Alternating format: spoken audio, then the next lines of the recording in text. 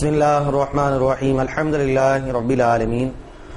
As-salatu was-salamu ala rasulika Sayyidina Muhammadin sallallahu alayhi wa sallam wa ala alihi wa ashabihi ajma'in.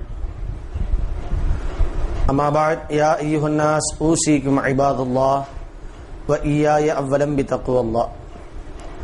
قال الله تعالى في القرآن العظيم والفرقان المجيد أعوذ بالله من الشيطان الرجيم بسم الله الرحمن الرحيم قل إن كنتم تحبون الله فاتبعوني يحببكم الله ويغفر لكم ذنوبكم والله غفور رحيم. கண்ணியம் நிறைந்த அல்லாஹ்வின் நல்லடியார்களே, நேசத்திற்குரிய நேயர்களே, அல்லாஹ்வுடைய அருளும் கருணையும் நம் யாவர்கள் மீதும் என்றென்றும் நிலவட்டுமாக என்ற இனிய துஆவோடு சலாத்தினை கூறி துவங்குகிறேன். அஸ்ஸலாமு அலைக்கும் வரஹ்மத்துல்லாஹி தஆலா வபரகாத்துஹு. நம்முடைய வாழ்க்கையிலே நிறைய ஸ்டேஜை நாம கடக்கிறோம், நிறைய நிலைகள். நம்முடைய வாழ்க்கையிலே பல சந்தர்ப்பங்களை நாம் சந்திக்கிறோம், பல நபர்களை நாம் சந்திக்கிறோம், பல உறவுகளை நாம் சந்திக்கிறோம். இப்படி நாம் சந்திக்கும் பொழுது யாருக்கு என்ன மரியாதை கொடுக்க வேண்டுமோ அதை மரியாதையை கொடுத்து வாழ வேண்டும். யாரையும் நாம் தவறாகவோ அல்லது யாரையும் நாம் இழிவாகவோ கருதக்கூடாது. ஒரு விஷயத்திலே நமக்கு உடன்பாடு இல்லாவிட்டாலும் நயந்து சென்று விட வேண்டும். இதைத்தான் கண்மணி நாயகம் ஸல்லல்லாஹு அலைஹி வஸல்லம் அவர்கள் நமக்கு வாழ்ந்து காட்டி தந்திருக்கிறார்கள். அல்லாஹ் சுப்ஹானஹு வ தஆலா உங்களுக்கு என் மீது அன்பு இருக்குமானால், குல் இன் குன்தும் துஹிப்பூனல்லாஹ், அல்லாஹ்வை நீங்கள் பிரியப்படக்கூடியவர்களாக இருந்தால், ஃபத்தபிஊனி, கண்மணி நாயகம் ஸல்லல்லாஹு அலைஹி வஸல்லம் அவர்களை அல்லாஹ் பின்பற்ற சொல்லி சொல்லுகிறான். அப்ப அப்படிப்பட்ட கண்மணி நாயகம் ஸல்லல்லாஹு அலைஹி வஸல்லம் அவர்கள் தங்களுடைய வாழ்க்கையிலே இச்சந்தர்ப்பத்திலும் எல்லா மக்களிடத்திலும் உரிய மரியாதையை வழங்கி வாழ்ந்திருக்கிறார்கள். அப்படி யார் மரியாதைக்கு மாற்றமாக யார் பிறரை அவமரியாதையாக நடத்துகிறார்களோ அதையும் நபிகள் நாயகம் ஸல்லல்லாஹு அலைஹி வஸல்லம் அவர்கள் கடிந்து அதற்கு மாற்றமாகவும் அல்லாஹ்வுடைய ஏற்பாடு இருக்கும் என்பதையும் நமக்கு காட்டி தந்திருக்கிறார்கள். ஒரு சின்ன எடுத்துக்காட்டு, நபிகள் நாயகம் ஸல்லல்லாஹு அலைஹி வஸல்லம் அவர்கள் மதீனாவிலே வந்திருக்கிறார்கள். அவருடைய பிறந்த ஊர் மக்கா. அங்கிருந்து மதீனாவிலே வந்து மதீனாவுடைய மன்னராக அங்கே காட்சி தருகிறார்கள். எல்லா மக்களாலும் தலைவராக ஒப்புக்கொள்ளப்பட்டு அங்கே இருக்கிறார்கள். அப்படி இருக்கும் பொழுது ஹிஜ்ரி 6ஆம் ஆண்டு, அதாவது மதீனாவிற்கு வந்த 6வது வருடம், கண்மணி நாயகம் ஸல்லல்லாஹு அலைஹி வஸல்லம் அவர்கள் என்ன செய்கிறார்கள், தன்னுடைய ஊரை சுற்றி இருக்கக்கூடிய மதீனா, அதை சுற்றி இருக்கக்கூடிய எத்தனை நாடுகள் இருக்கிறதோ அத்தனை நாடுகளுக்கும் ஒரு கடிதம் எழுதுகிறார்கள். அந்த காலத்துல எல்லாம் பாத்தீங்கன்னா, அதாவது எல்லாரையும் மதிச்சு ஒரு மரியாதையோட நடத்தணுங்கிறதெல்லாம் கிடையாது. நம்ம ஊர்ல தமிழ்ல சொல்லுவாங்களா இல்லையா, தடி எடுத்தவன்லாம் தண்டல்காரன் சொல்லுவாங்களா, அது மாதிரி தான். யாருக்கு அதிக வலிமை இருக்கிறதோ அவங்க தான் அந்த ஊர்ல யாரு பெரிய ஆளு. மற்றபடி நியாயம், நேர்மை, நீதி இதெல்லாம் ஒண்ணும் கிடையாது. எனக்கு தாட்டியம் இருந்தா நான் தான் அந்த ஊர்ல பெரிய ஆளு, அந்த பகுதியிலே பெரிய ஆளு, அந்த எல்லா நாட்டை விட நான் தான் பெரிய ஆளு. இதுதான் அங்க உள்ள நடைமுறையாக இருக்கிறது. இப்படி நடைமுறை இருக்கக்கூடிய அந்த காலத்திலே ஸல்லல்லாஹு அலைஹி வஸல்லம் அவர்கள் எல்லாருக்கும் தபால் எழுதுகிறார்கள், சுற்றி இருக்கக்கூடிய நாடுகளுக்கெல்லாம். என்ன தபால் எழுதுறாங்க அப்படின்னு கேட்டீங்கன்னா, இந்த மாதிரி பல தெய்வ நம்பிக்கைகளை எல்லாம் நீங்கள் ஒதுக்கி விடுங்கள், ஒரே தெய்வமாகிய அல்லாஹ்வுடைய இபாதத்திற்கு வாருங்கள். அந்த அல்லாஹ்வுடைய கட்டளைகளை ஏற்று எல்லோரையும் மதித்து சகோதர பாசத்துடனே நேசத்துடனே நாம் வாழ வேண்டும். லா இலாஹ இல்லல்லாஹ் முஹம்மது ரசூலுல்லாஹ், நாம் வணங்குவதற்கு தகுதியானவன் அல்லாஹ்வாக இருக்கிறான். அல்லாஹ்வுடைய திருத்துதராக கண்மணி நாயகம் ஸல்லல்லாஹு அலைஹி வஸல்லம் முஹம்மது ஸல்லல்லாஹு அலைஹி வஸல்லம் அவர்கள் இருக்கிறார்கள். எனவே அவர்களை பின்பற்றி நாம வாழணும், நல்ல நல்ல பண்புகளை நாம் வளர்த்துக் கொள்ள வேண்டும். இது மாதிரி விஷயங்களை குறிப்பிட்டு ஸல்லல்லாஹு அலைஹி வஸல்லம் அவர்கள் எல்லாருக்கும் தாவத்தினுடைய அழைப்பு கடிதத்தை அனுப்புகிறார்கள். அப்படி அழைப்பு கடிதம் போகும் பொழுது கிஸ்ரா என்ற மன்னனுக்கும் அந்த கடிதம் அனுப்பப்படுகிறது. கிஸ்ராவுடைய மன்னனுக்கு நேரடியாக மாமன்னன் அவனுக்கு நேரடியாக கடிதம் அனுப்ப முடியாது.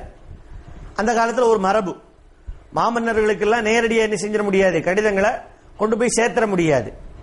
எப்படி வளமை இருந்துச்சு அப்படின்னு கேட்டீங்கன்னா, மன்னர்களுக்கு கீழாக இருக்கக்கூடிய கவர்னர்கள் இருப்பார்கள். இந்த கவர்னர்களுக்கு இந்த கடிதத்தை அனுப்பி அவர்கள் அதை பரிசீலித்து பார்ப்பார்கள், இந்த கடிதம் சரியா இருக்கா, இது மாமன்னன் படிப்பதற்கு தகுதியானதா அப்படிங்கறதெல்லாம் அவங்க பார்ப்பாங்க. பார்த்துட்டு சரியா இருந்துன்னு சொன்னா என்ன செய்வாங்க, அப்படியே டிரான்ஸ்பர் பண்ணுவாங்க மன்னருக்கு. இந்த மரபின் பிரகாரம் கண்மணி நாயகம் ஸல்லல்லாஹு அலைஹி வஸல்லம் தூதுவர் ஸல்லல்லாஹு அலைஹி வஸல்லம் இடத்திலே கடிதத்தை வாங்கி கொண்டு கவர்னர் இடத்திலே சேர்ப்பிக்கிறார். கவர்னர் படிக்கிறார். படித்து பார்த்து இது உலக எல்லா மக்களுடைய நலனை கருத்தில் கொண்டு எழுதப்பட்ட கடிதமாக இருக்கிறது, அதனால் இது மாமன்னனுக்கு அனுப்பலாம். உடனே அவர் ஆளை கூட அனுப்பி மன்னனிடத்திலே இந்த தூதுவரை அழைத்து சென்று என்ன செய்யுங்க, இதை கொடுங்கன்னு சொல்லி அனுப்பியாச்சு. மாமன்னன் அந்த கடிதத்தை வாங்கி பார்க்கிறான். பொதுவாகவே இந்த பொறுப்பிற்கு வரக்கூடியவர்கள், அதாவது பதவிகளிலே அலங்கரிக்கக்கூடிய அந்த மக்களுக்கு எல்லாமே ஒரு விதமான ஒரு ஆதிக்க மனப்பான்மை வந்துவிடும் இயல்பாகவே. நீங்க பாருங்க, வரலாறுகள்ல பாத்தீங்கன்னு சொன்னா கல்வியாளர்கள் எப்பொழுதுமே தங்களை எல்லா மக்களை போன்று பாவித்துக் கொள்ளுவார்கள். கல்வியாளர்கள் எல்லா மக்களை போல நாமளும் ஒரு சாதாரண ஆளு. மனிதன் பண்படுவதற்கு பண்பட்ட ஒரு நிலையை அந்த கல்வி ஏற்படுத்தும். ஆனால் அதிகாரம் என்பது மனிதனை மமதையிலே கொண்டு விட்டுவிடும். அதனாலதான் நீங்க வரலாறுகள்ல பாத்தீங்கன்னு சொன்னா, எல்லா வரலாறுகளிலுமே பாத்தீங்கன்னு சொன்னா, மாலிக்குகள் மன்னர்களுக்கும் அப்பொழுது வாழக்கூடிய அறிஞர்களுக்கு மத்தியிலே மோதல், கருத்து மோதல் இருந்து கொண்டே இருக்கும். இன்னைக்கும் பாத்தீங்கன்னா அது இருந்துகிட்டே இருக்குது. எங்க பார்த்தாலும் பாத்தீங்கன்னா கல்வியாளர்கள் ஒரு பக்கம், அதிகார வர்க்கத்தினர் ஒரு பக்கம். கல்வியாளர்களுக்கும் அதிகார வர்க்கத்தினருக்கும் எப்பொழுதும் ஒரு கருத்து மோதல் இருந்து கொண்டே இருக்கும். அதற்கு காரணம் என்ன அப்படின்னு கேட்டீங்கன்னா, அந்த பொறுப்பிலே போய் அமரும் பொழுது அவர்களை அறியாமலேயே அந்த ஆதிக்க மனப்பான்மை வந்துவிடும். இவன் பெரிய மகா மன்னன், அப்ப இவனுக்கு அந்த எண்ணம் இருக்குமா இல்லையா? கடிதத்தை வாங்கி பார்க்கிறான். வாங்கி படிச்சு பார்த்துட்டு அப்படியே டார் டாரா கிழிக்கிறான். கிழிச்சு தூரப்பட்டான். தூதுவராக வரக்கூடியவரை கண்ணியப்படுத்த வேண்டும், அது எதிரியாக இருந்தாலும். தூதுவராக வரக்கூடியவர்களிடத்திலே மிகுந்த மரியாதையுடன் நடக்க வேண்டும். இதுவெல்லாம் அக்காலத்திலே பேணப்பட்ட மரபுகள். அதையெல்லாம் மீறி அந்த கடிதத்தை கிழிச்சிட்டான். ஒண்ணு, கடிதத்தில் இருக்கக்கூடிய தகவல்கள் பிடிக்காட்டி அந்த கடிதத்தை அப்படியே கொண்டு வந்திருக்கக்கூடிய சஹாபியிடத்திலே ஒப்படைத்து உங்கள் நபிகளிடத்திலே கொடுத்து விடுங்கள் என்று சொல்லலாம். இல்லை என்று சொன்னால் அனுப்பிய கவர்னரிடத்திலே கூப்பிட்டு, ஏனப்பா இது போன்ற கடிதங்கள் எல்லாம் எனக்கு அனுப்புகிறார் என்று அவரிடத்திலே பேசி இருக்கலாம். அதை விடுத்து அப்படியே அந்த தூதுவராக வந்த அந்த நபித்தோழருக்கு முன்னாலே அப்படியே கிழிச்சு போட்டான். ஸல்லல்லாஹு அலைஹி வஸல்லம் அவர்களுக்கு இந்த செய்தி சொல்லப்படுகிறது. இந்த செய்தி சொல்லப்பட்ட உடனே ஸல்லல்லாஹு அலைஹி வஸல்லம் அவர்கள் மிகுந்த வேதனை அடைந்து சொன்னார்கள், யுமஸ்ஸகுல்லாஹ் கமா யுஸக்க, அல்லாஹு தஆலா அவன் கடிதத்தை கிழித்து போட்டது போன்று அவனுடைய வாழ்க்கையை கிழித்து போடுவானாக என்று கண்மணி நாயகம் ஸல்லல்லாஹு அலைஹி வஸல்லம் அவர்கள் சொல்லிவிட்டார்கள். அவமரியாதை செய்ததின் காரணமாக அவனுடைய வாழ்க்கை எப்படி புரட்டி மாறி போனது என்று சொன்னால், இந்த மன்னனுக்கு, மாமன்னனுக்கு ஒரு மகன் இருந்தான். இந்த மாமன்னன் அந்த மகன் இருக்க ஒரு இளம் வயது பெண் ஷீரின் என்ற ஒரு பெண்ணை மணம் முடித்திருந்தான். அந்த மாமன்னனுடைய மகனுக்கு அந்த இளம் பெண்ணின் மீது ஒரு மோகம் இருந்தது. தன்னுடைய தகப்பனார் சிறுவயது பெண்ணை கல்யாணம் முடிச்சுட்டு வந்திருக்கிறத பார்த்து அவனுக்கு அந்த பெண்ணின் மேல ஒரு மோகம் இருந்தது. இது மாமன்னனுக்கு தெரியும். மாமன்னன் பெரிய ஒரு அனுபவமா இருப்பான் இல்லையா, அவன் அரசியல்வாதி பொதுவா எல்லா ட்ரிக்ஸும் தெரிஞ்சவங்களா தான் இருப்பாங்க. பொதுவா மன்னன் நினைச்சிருந்தான் மகன் இந்த மாதிரி அந்த பொண்ணு மேல ஆசைப்பட்டுக்கிட்டு இருக்கான் அப்படிங்கறத கணிச்சுக்கிட்டான். இந்த மகன் எந்த அளவுக்கு இருந்தா அப்படின்னு கேட்டா, தான் மன்னனாகவும் ஆக வேண்டும், அந்த பிள்ளையும் நமக்கு வேணும், இந்த மாதிரி ரெண்டு திட்டத்தில் அவன் இருக்கிறான்.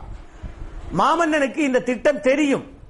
மதியுகத்தால் அவன் அறிந்து கொண்டான். அதனால அவன் நினைச்சான், நம்மளையும் நம்ம மகன் கொண்டு போடுவான், அந்த பிள்ளையும் விட மாட்டான் அப்படின்னு சொல்லிட்டு அவன் நினைச்சுக்கிட்டு ஒரு ஏற்பாடு ஒன்றை செய்து வைத்திருந்தான். எப்படியும் நம்மளை என்ன செய்வான், தீர்த்து போடுவான் நம்ம மகன் அப்படின்னு சொல்லி அவன் விளங்கிக்கிட்டு அதுக்கு ஒரு ஏற்பாடை செஞ்சு வச்சிருந்தான். நாட்கள் செல்ல செல்ல ஒரு சந்தர்ப்பம் கிடைக்கிறது. அந்த சந்தர்ப்பத்திலே தகப்பனாரை கொன்று தானே மன்னனாக ஆக்கி கொண்டான் அந்த மகன். இப்ப அவனுடைய அடுத்த எண்ணம் என்னது? அந்த சிறுவயது பெண்ணை அடைந்து கொள்ள வேண்டும். ஆனா அந்த பிள்ளை மாமன்னன் இறந்த உடனே கணவன் இறந்து விட்டான் என்று தற்கொலை செய்து கொண்டது.